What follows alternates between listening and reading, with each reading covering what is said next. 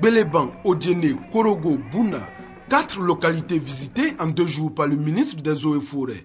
À chacune de ces étapes, le sillage frauduleux du bois de veine, le sillage à façon et les feux de brousse ont meublé, les échanges entre Mathieu Babo Daré et la population.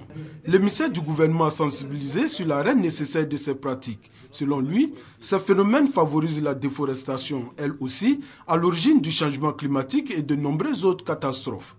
Aujourd'hui, sur l'ensemble du territoire, nous constatons que les feux de brousse ont baissé de 60%.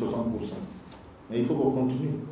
Si on veut arriver à 100%, vous verrez que d'ici 5 ans, on aura plein de forêts et notre forêt sera régénérée, on aura plein de terres arables.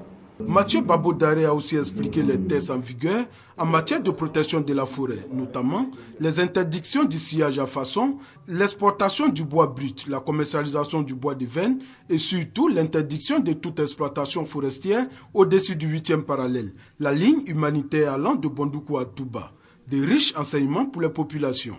Il nous a passé des messages très forts que nous nous engageons à relayer auprès de nos populations quant à la sensibilisation pour la protection de notre faune, pour la protection de notre forêt, pour la protection de notre végétation. Qui dit la forêt dit la pluie.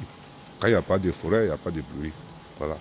Les changements climatiques, tout ça, là, je crois que c'est dû à la déforestation. Vous voyez bien que la forêt est indispensable. Partout où il s'est rendu, le ministre des Eaux et Forêts a aussi distribué le nouveau code forestier et indiqué le recours des populations en cas de constat d'agression de forêt. Il s'agit d'associer les populations au combat du gouvernement pour la sauvegarde de la forêt ivoirienne. Forêt dont la superficie de 16 millions d'hectares dans les années 60 est tombée à ce jour à moins de 2 millions.